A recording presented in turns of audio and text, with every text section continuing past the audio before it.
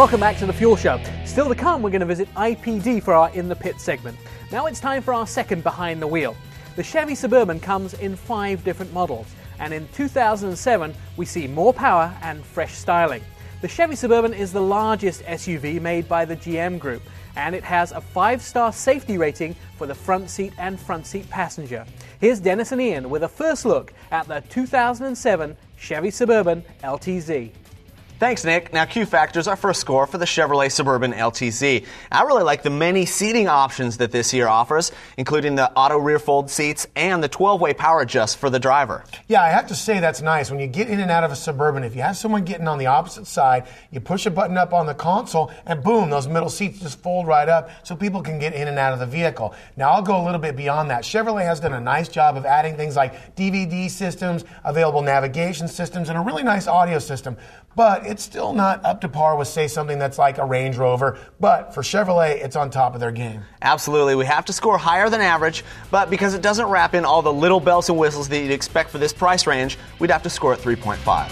That moves us along to curb appeal for the Chevrolet Suburban LTZ, and this is one category that we could definitely agree upon. This thing looked great. It does, and I don't know if they threw us a ringer, but they knew we both like black, and believe me, black on black, the 20-inch chrome wheels, it looked sharp. I mean, it looked like a Fed truck. It looked like a hitman's car. I mean, it was something out of a movie. It just looked sharp. Add in the little things like the fog lights and the tinted glass, and it just gives it an overall great look. It's amazing how good this looked to that tan-colored Escalade we had. Absolutely. This truck does such a great job of blending the urban feel with that rugged outdoor kind of traditional suburban life feel that you have. We'd have to score it off the charts, 4.25. Well said. Performance is the next category for the Chevy Suburban LTZ. This one didn't quite get the job done. Well, you're being unfair. Now, okay, listen. It did get the job done, but not as well as it could. It's because we only had the 5.3. 320 horsepower in the standard motor, 366 in that 6-liter. Big difference. Now, you had the optional rear end in this one, and it made towing capacities well within what you might need for it, but let's remember, 9 seconds, 0 to 60. That's a little long for somebody if they're trying to get into traffic with the kids and the soccer balls and everything else. Now, let's get back to performance. It can do a big smoky burn-off. Okay, I might have done a big smoky burn-off. Theoretically, it could do a nice smoky burn-off. Yes, and the engine management system was kind of cool that you could watch in the dash, actually watch the cylinders come on and off. And yeah, we'll get halfway decent mileage, but for me, we already talked about how good the black on black with the 20s looked. Let's make sure if I was buying one, it had the 6-liter. Yeah, if you had the 6-liter, it'd score a lot higher. This with the 5.3-liter, 3.25.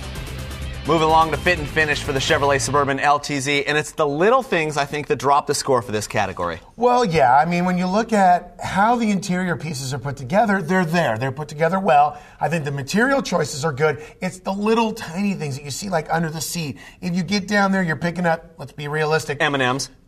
Exactly, a little dinosaur, something like that. I mean, that's the stuff you're looking for to there. You're going to see the power cords of the seats and little things like that you just shouldn't see on a $50,000 vehicle. Now, that said, look at a 25-year-old Suburban. You still find M&Ms and dinosaurs under the seats, and they're all put together just as good. But when you're talking about that kind of money, I mean, $50,000. Suburbans aren't cheap anymore. It should have a little bit more finish on it.